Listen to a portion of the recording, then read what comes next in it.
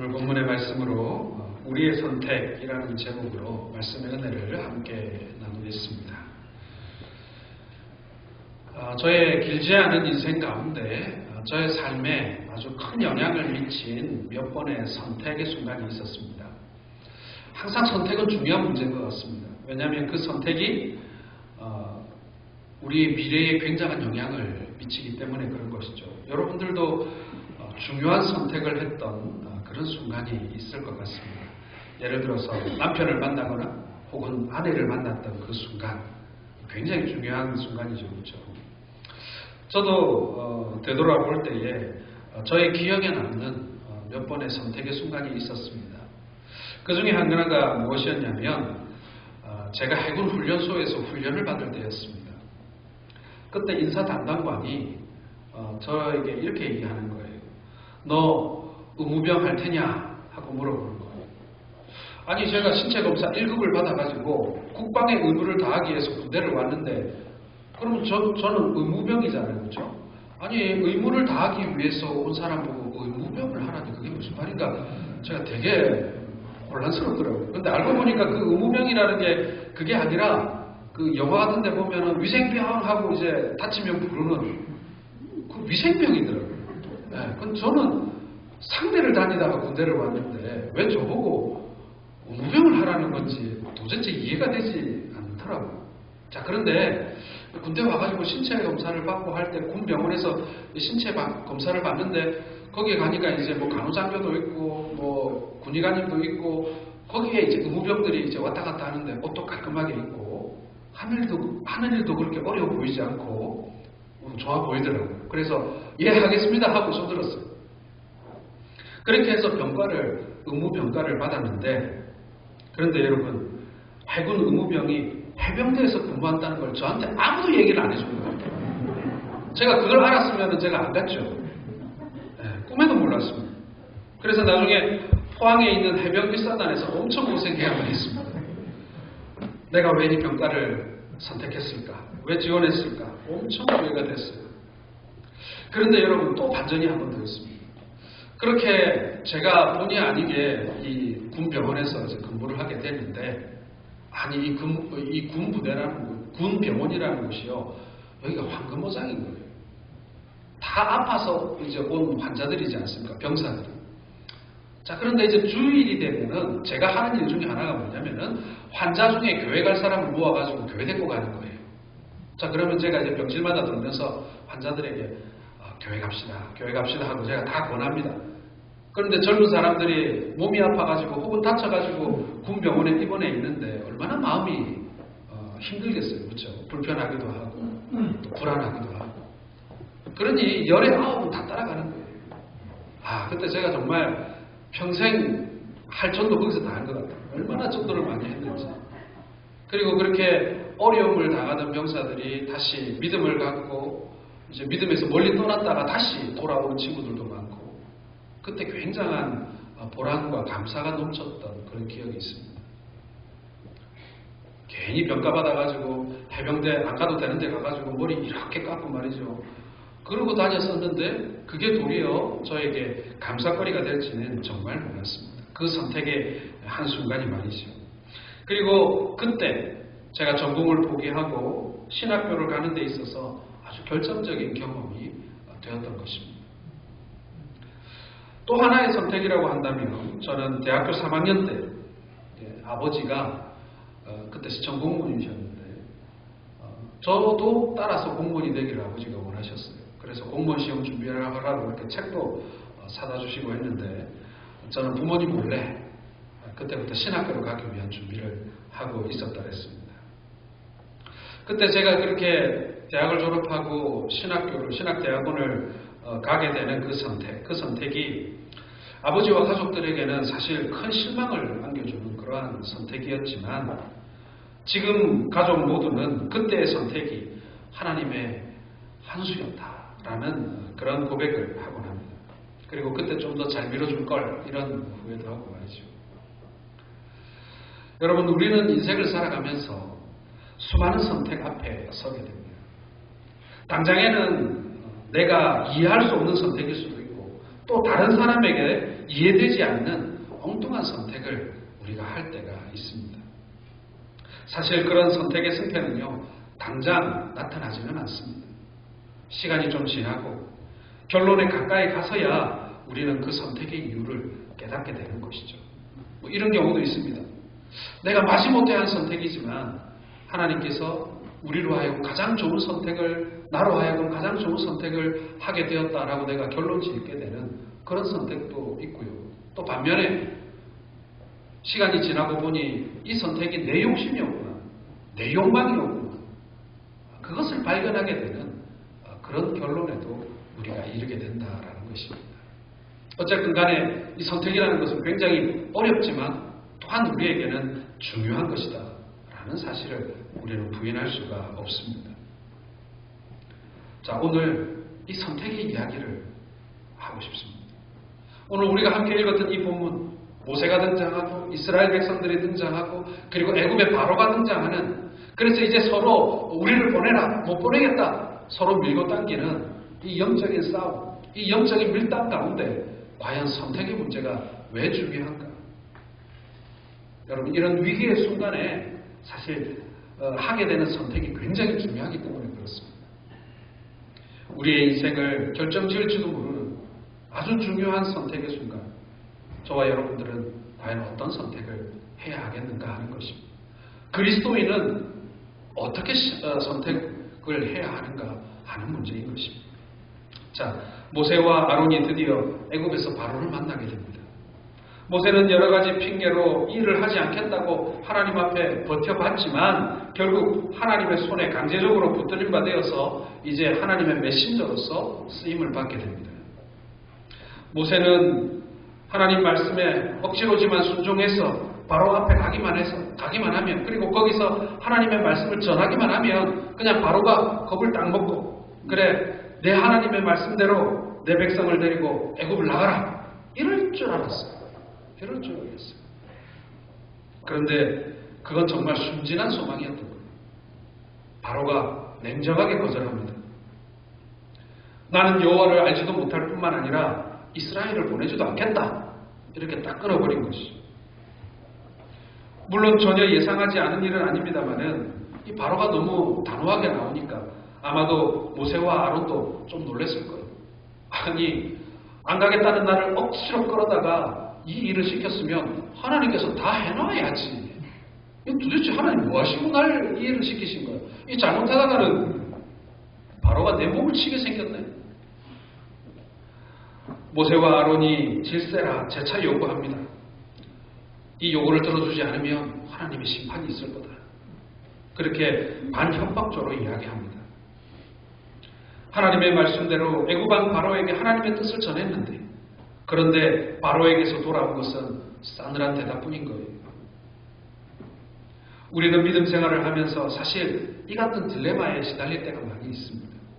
분명히 하나님의 뜻이라고 믿고 행했음에도 불구하고 아무런 역사가 일어나지 않을 때 말입니다.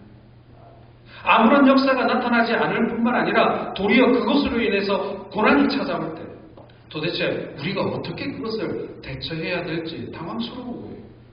아니, 하나님께서 미리 이 바로를 좀 구워놓든지 삶아놓든지, 아니, 그렇게 해놨어야 되는 거 아니에요. 와보니까 이건 뭐 여전히 바로는 요지부동이고 도대체 날 보고 어떻게 하라고 하나님께서는 가지 않겠다는 나를 억지로 끌어다 여기 데려다 놨는가 하는 거예요. 아니, 필요하다면 자기 뒤에 수만의 군대라도 좀 붙여주셨으면 바로가 그것을 겁을 먹고라도 좀 말을 들어줄 텐데 말이죠. 지팡이 하나 짚고 와가지고 그렇게 따지니 들어주겠느냐는 것입니다. 더더군다나 모세가 바로를 찾아온 이후에 바로는 더욱더 심한 노역을 이스라엘 백성들에게 요구하게 됩니다. 바로의 생각은 이런 거예요. 이 이스라엘 백성들이 배가 불렀나 보다. 먹고 살만하니 오히려 불평을 한다. 그리고 핑계를 대어 이 일을 하지 않으려고, 노역을 피하려고 그들의 신을 핑계대고 제사를 핑계댄다. 이렇게 여기면서 더욱더 노역의 고삐를 당기게 되는 것이죠. 짚을 주지 않는 거예요. 흙으로 벽돌을 만들어 집을 지으려면 흙만 만들어 가지고는 그러면 이 부스러지니까 그 안에 짚을 넣는단 말이에요. 옛날에도 우리나라 초가집 보면요, 벽 안에다가 나무로 이 대나무로 이렇게 얽어가지고 벽체를 만들고 그 다음에 이 황토하고 이 짚을 섞어가지고 으긴 다음에 그걸로 벽을 발랐단 말이에요. 그런 것처럼 이 벽돌을 단단하기 위해서 짚이 필요한데 이 짚을 주지 않겠다는 거예요. 들판에 나가서 이 지푸라기를 주워가지고 벽돌을 만드는데 필요한 만큼의 짚을 확보해야 되는 거예요. 그리고는 벽돌은 더 줄여주지도 않고 서너 배는 더 곤욕스러운 일이 되고 만 것입니다. 고난이 찾아온 거예요. 도리어 살아보겠다고 자유를 얻겠다고 나섰는데 도리어 더 어려운 일이 닥쳐온 것입니다. 바로가 하나님의 말씀을 가지고 모세가 하나님의 말씀을 가지고 이스라엘 백성들에게 왔는데 처음에는 여러분 이스라엘 백성들도요 모세와 아론을 환영했어요. 그들이 와서 하나님의 말씀으로 이제 자유를 주시겠다고 하고 그 다음에 또 이적을 또 베푸는 아까 먼저 했던 그 하나님께서 지팡이로 보여주신 그 이적들을 행하니까 백성들이 다 믿었단 말이에요. 이스라엘 자손들이 우리의 고난을 하나님께서 돌아보셨다라고 하면서 성경에 보면은 출애굽기 4장 31절에 보면 그들이 그 고난을 감찰하셨다 함을 듣고 머리 숙여 경배하였더라라고 되어 있습니다. 모세와 아론 그리고 이스라엘 백성들은 그들의 요구를 바로가 쉽게 받아줄 것이라고 생각하지는 않았지만 분명히 우리 하나님께서 뭔가 조치를 취해 놓으셨을 것이다. 하나님께서 해줄 것이다 라는 그런 기대를 가지고 그 일을 시작한 것입니다. 그런데 생각대로 되질 않는 거예요. 이런 상황이라면 예상과 달리 하나님을 거역하고 하나님의 백성들을 도리어 핍박하는 상황을 맞이할 때 과연 우리는 어떤 선택을 해야만 하는 것일까요? 이런 딜레마에 빠지게 될 때 오늘 본문을 통해 이스라엘 백성들의 선택 그리고 모세의 선택을 우리가 함께 살펴보면서 우리는 과연 이런 위기를 맞이할 때 그리고 인생에 있어 굉장히 중요한 이 선택의 순간에 우리는 과연 어떤 선택을 할 것인가 보기를 원합니다. 먼저 한번 같이 살펴볼 것은 이스라엘 백성들의 선택입니다. 자, 15절의 말씀을 한번 같이 읽어보겠습니다. 이스라엘 자손의 기록원들이 가서 바로에게 호소하여 이르되 당신의 종들에게서 이같이 하시나이까. 자, 이스라엘의 선택은요 하나님을 찾아가 호소하기로 선택한 것이 아니었습니다.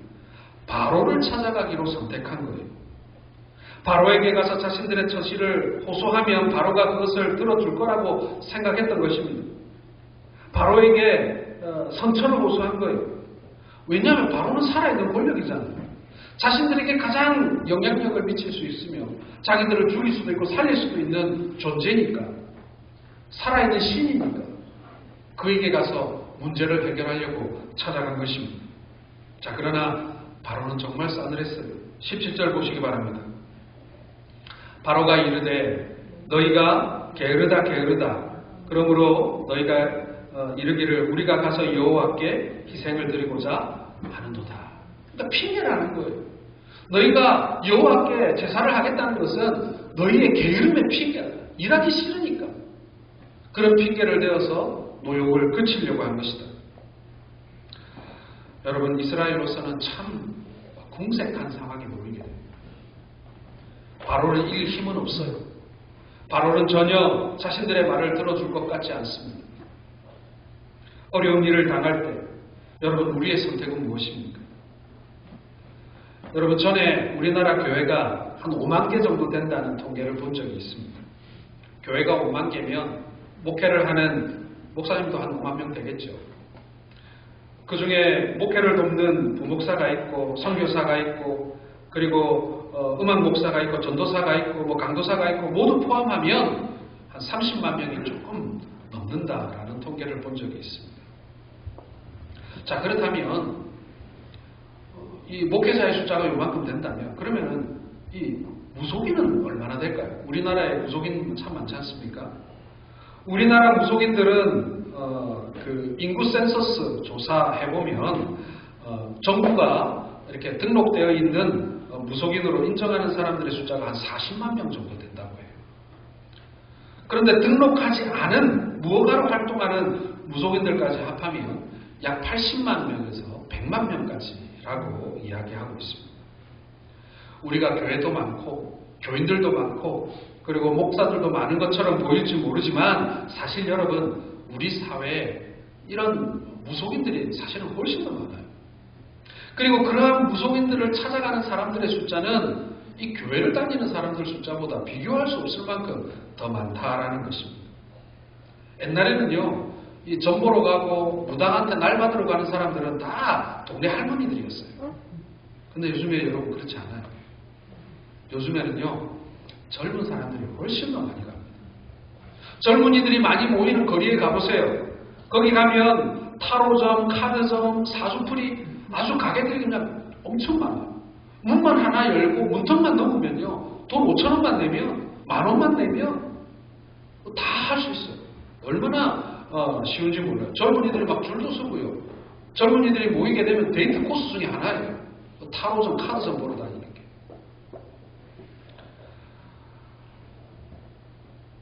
힘들고 어려우면 점을 치고 그리고 무당을 찾아갑니다.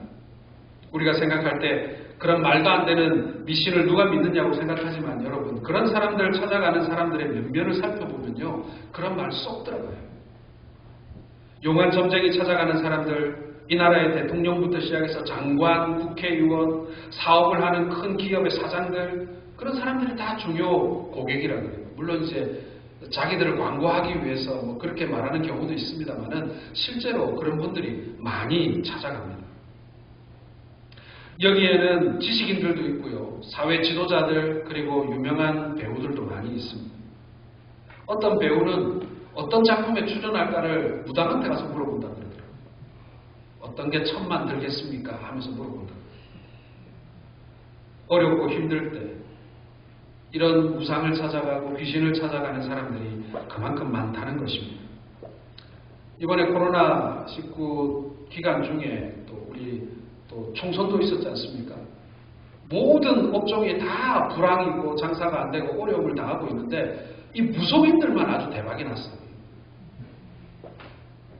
그 코로나19 때문에 사람들이 모이고 가게 찾아갈 수가 없으니까 요즘에는 부적도 온라인으로 판다 그러더라고요.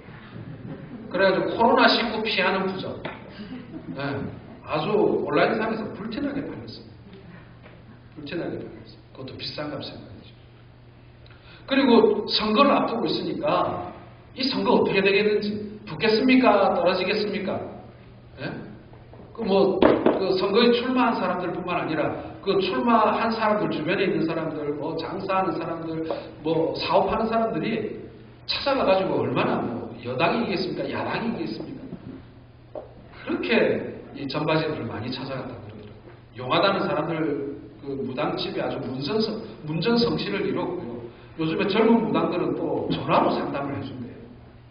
온라인으로 돈 받고. 네, 아주 호황을 누렸다는 얘기를 들은 적이 있습니다. 여러분, 사람들이 힘들고 어려우면 또 이런 사람을 찾아갈 뿐만 아니라 또 사람을 또 잘 찾아, 유명한 사람을 또 찾아가곤 합니다. 능력 있는 사람을 찾아가곤 합니다. 나보다 힘있고, 그리고 경험 많고, 그리고 나를 도와줄 만한 위치에 있는 사람들에게 이렇게 줄을 넣는 거예요. 물론 그것도 저는 나쁜 일이라고 생각하지 않습니다. 도움을 줄 만한 사람을 찾는 게 뭐가 나쁘겠어요. 그러나 여러분, 우리가 다시 한번 생각해 봅시다. 그것이 과연 우리의 우선순위에 어디에 있는지 말입니다. 우리가 제일 먼저 누구를 찾아가는지, 내 머릿속에 내가 어려움을 당하게 될 때, 불안할 때, 걱정될 때 내 머릿속에 제일 먼저 들어오는 사람은 누구인지 한번 생각해 보시기 바랍니다. 여러분, 이스라엘에 많은 왕들이 있었어요. 그 중에 유다 나라의 이 선왕, 하나님께 칭찬받았던 3명의 왕을 꼽으라고 하면 그 중에 한 사람이 아사왕이에요. 아사왕. 굶어 죽어서 아사왕이 아니라 어쨌든 이 아사왕은 굉장히 하나님께 칭찬을 많이 받은 왕이었어요. 역대하 16장 2절에 보면 아사가 그 하나님 여호와 보시기에 선과 정의를 행하여 라고 되어 있습니다. 여러분, 이 정도 칭찬받은 왕이 흔치 않아요. 아사는 이스라엘의 역대 왕들 가운데 하나님이 보시기에 좋은 왕으로 평가받은 왕이었습니다. 그로 인해서 이 아사왕이 다스리던 시대에 유다는요 태평성대를 이뤘어요. 그런데 그의 말년에 발에 질병이 걸린 것입니다. 통풍이 온 건지 아니면은 버거시병처럼 막 뼈와 살이 썩어 들어가는 병이 걸렸는지는 잘 모르겠어요. 성경에 정확하게 어떤 병명이라고 나오지는 않아요. 그러나 이 병이 단순한 병은 아닌 것 같아요. 생명에 영향을 미칠 만큼 죽고 사는 그런 영향을 미친 질병인 것 같아요. 아사왕이 그 병에 걸린 것입니다. 자, 그런데 역대하 16장 12절과 13절 한번 같이 보시겠습니다. 같이 읽겠습니다. 아사가 왕이 된 지 제 19년에 그 발이 병이 들어 위독했으나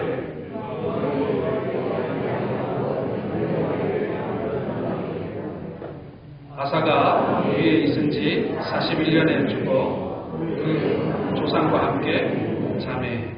자, 여기서 여러분 우리가 중요하게 보아야 할 구절이 있습니다. 여호와께 구하지 아니하고 누구에게 구하였다고요? 의원에게 구하였다.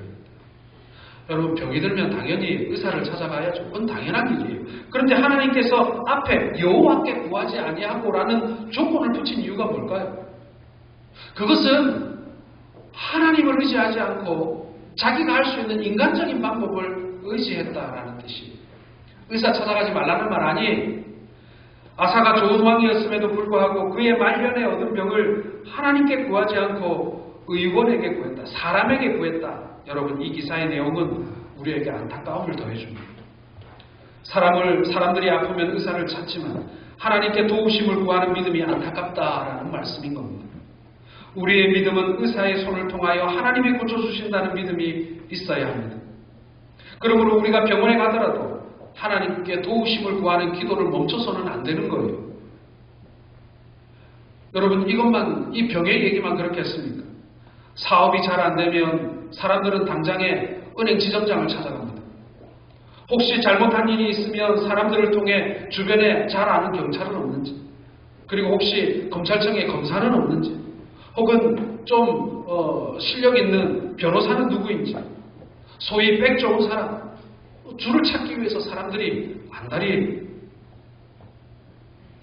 아마도 이스라엘 백성들은 자신들의 고난을 바로에게 호소하면 바로가 너희의 잘못을 이제 깨달았느냐 하면서 노역을 쉽게 해주리라고 믿었던 것 같습니다.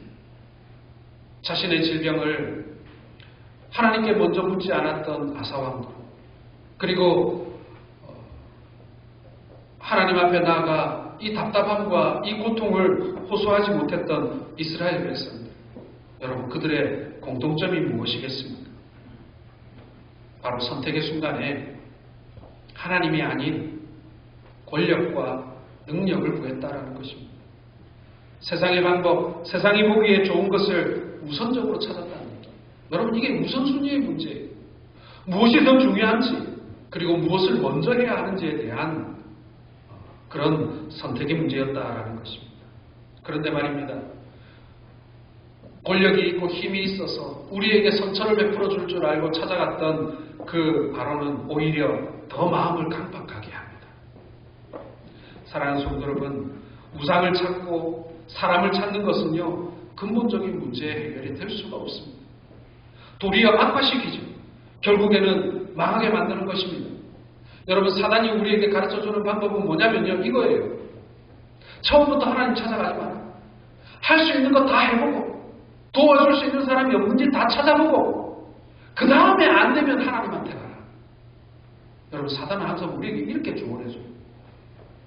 지금부터 기도하고 그러고 앉아있을 새가 어딨나. 빨리 도와줄 사람 찾아가야지. 빨리 우리에게 힘이 되어줄 사람 찾아가야지. 그러하다가 안 되면 하나님한테 가라. 여러분 사단이 오늘도 우리에게 이렇게 속삭이고 있는 거예요. 그리고 그렇게 우리를 망하게 만드는 것입니다. 이제 이스라엘과 다른 선택을 하는 모세의 선택을 보면서 여러분 과연 우리는 어떤 선택을 하고 있는지, 어디에 우리는 우선순위를 두고 살아가고 있는지 다시 한번 살펴보기를 원합니다. 모세의 선택입니다. 22절 말씀 한번 같이 읽어보겠습니다. 모세가 여호와 앞에 돌아와서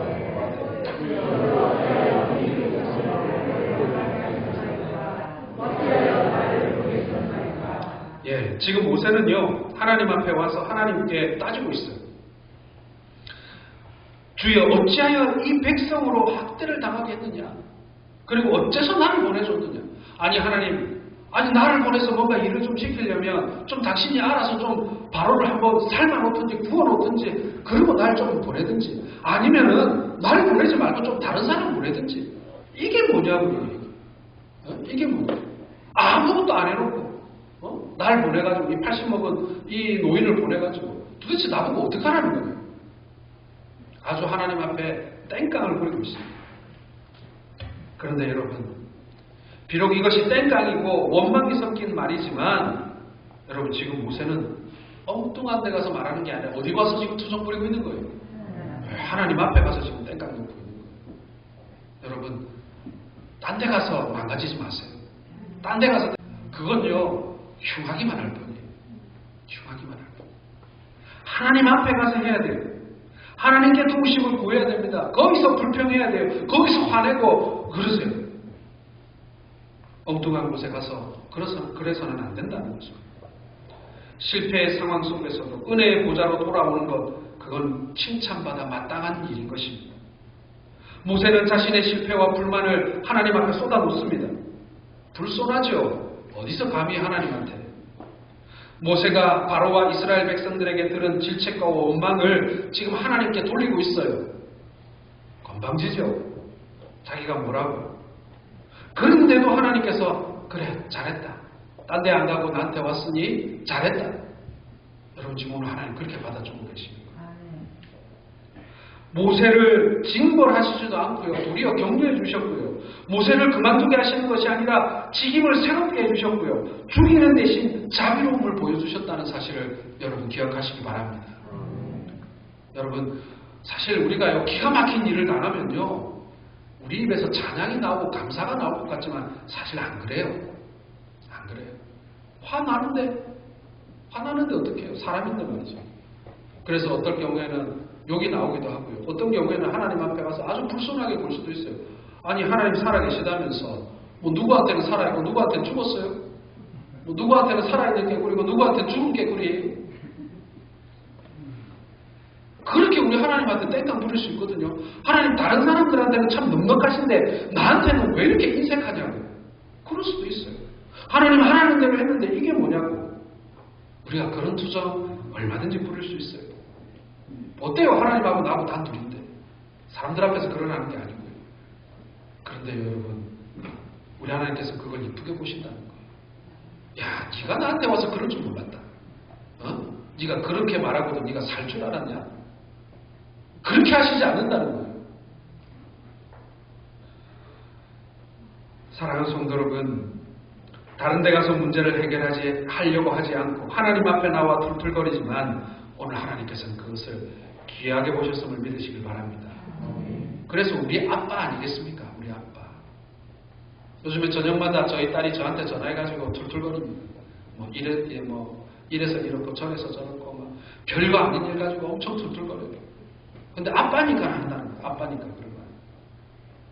시편 146편 3절과 5절의 말씀을 한번 같이 읽어보겠습니다.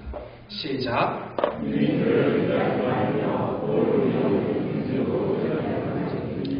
그 호흡이 끊어지면 어떻게 된다고요? 흙으로 돌아가서 하늘의 송이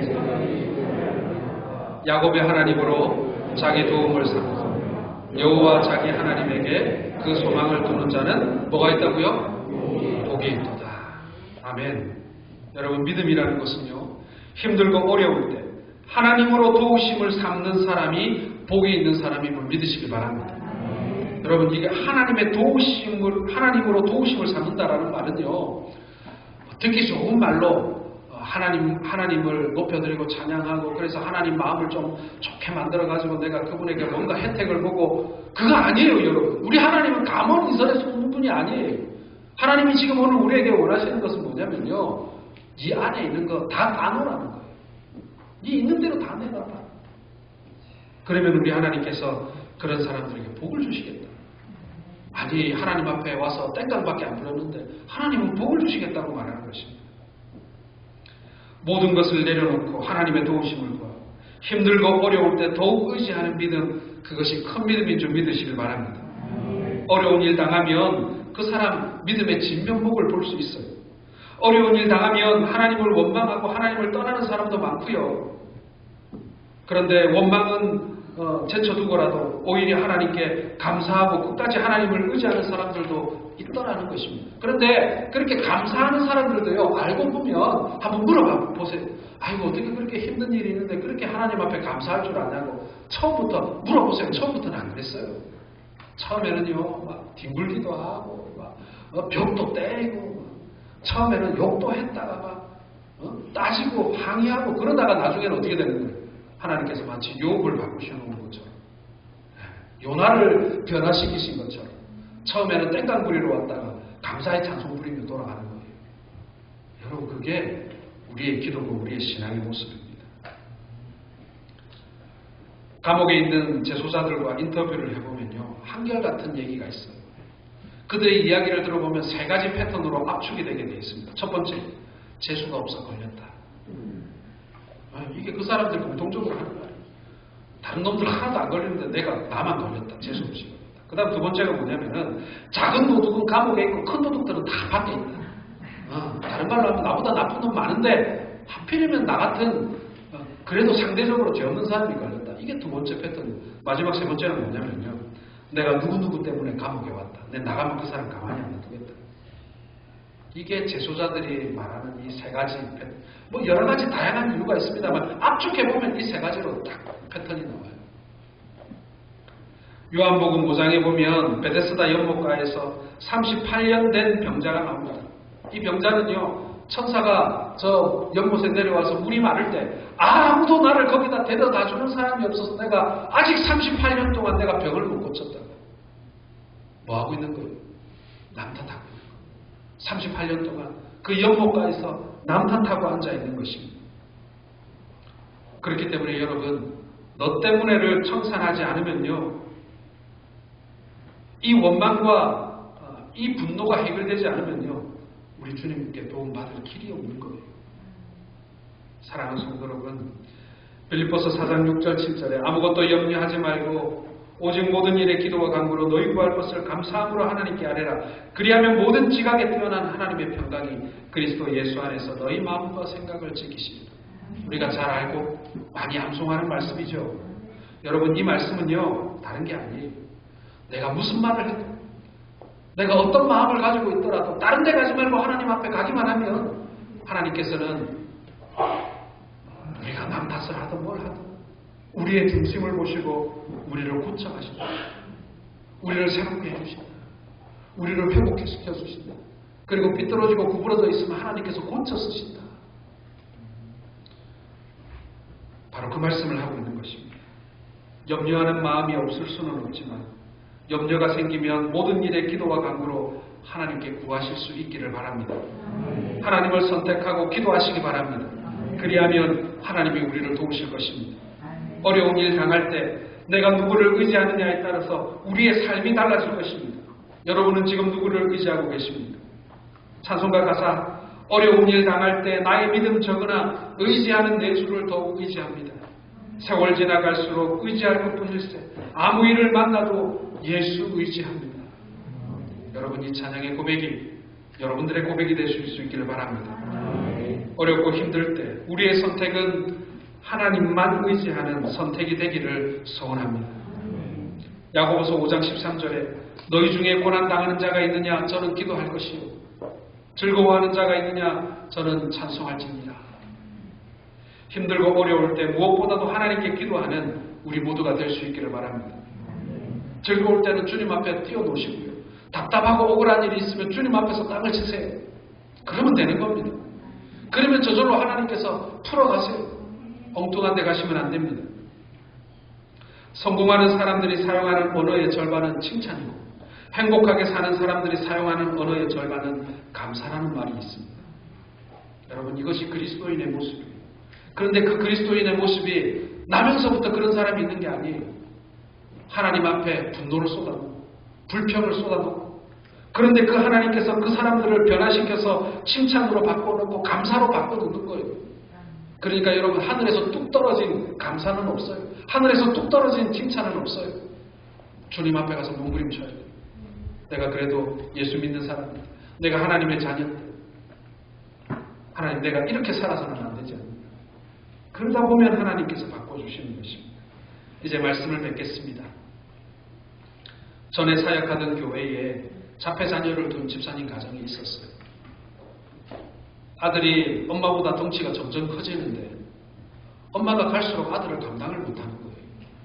한 번 이렇게 아들이 아무데나 가니까 어떨 때는 뭐 성경에 나오듯이 물에도 가고 불에도 엎드러지니까 아들 붙들다가 팔을 다쳤는데 골절이 됐다고 해요. 그만큼 아들이 이제 힘이 세고 막 막무가내고, 항상 기도하고 열심히 아들을 돌보는 그분들이 정말 대단해 보이기도 하지만 정말 안 됐다는 생각을 제가 참 많이 했습니다. 자, 그런데 제가 그 교회를 섬기는 긴 시간 동안 저는 그분들이 자신들의 신세를 한탄하는 말을 한 번도 들어보지 못했어요. 아들을 원망하는 말도 들어보지 못했습니다. 그분들은 하나님이 계시다면 어떻게 우리에게 이런 무거운 짐을 지우실 수 있나? 어떻게 우리에게 이런 일이 일어날 수 있는가? 그런 말 한 번도 못 들어봤어요. 그렇게 하나님을 원망하지 않았습니다. 제가 그분들에게 들었던 말은 이것입니다. 하나님이 계시지 않았다면 우리가 어떻게 이 어려움을 이겨낼 수 있었겠습니까? 네. 하나님 앞에 나아가서 해결된 사람들의 모습인 거예요. 바로를 찾지 않고 세상 사람들을 찾아가지 않고 성경이 말하는 그런 그 귀인들을 찾아가서 해결한 것이 아니라 하나님 앞에 가서 몸부림치고 해결받은 사람들만이 할 수 있는 고백인 거예요. 사랑하는 성도 여러분, 우리의 인생에서 앞으로도 수많은 선택의 갈림길에 우리가 서게 될 것입니다. 그때마다 우리가 누구에게 가서 묻느냐, 우리가 누구를 선택하느냐에 따라 우리의 고백은 원망으로 끝날 수도 있고요. 그리고 하나님을 향한 감사의 고백으로 끝맺을 수도 있다라는 사실입니다. 아무쪼록 우리 주님 안에서 우리 주님의 인도하심을 받아 참으로 아름다운 선택, 그리고 하나님께 온전한 감사를 돌려드리는 우리 모든 성도들 될 수 있기를 주님의 이름으로 축원합니다. 기도하겠습니다.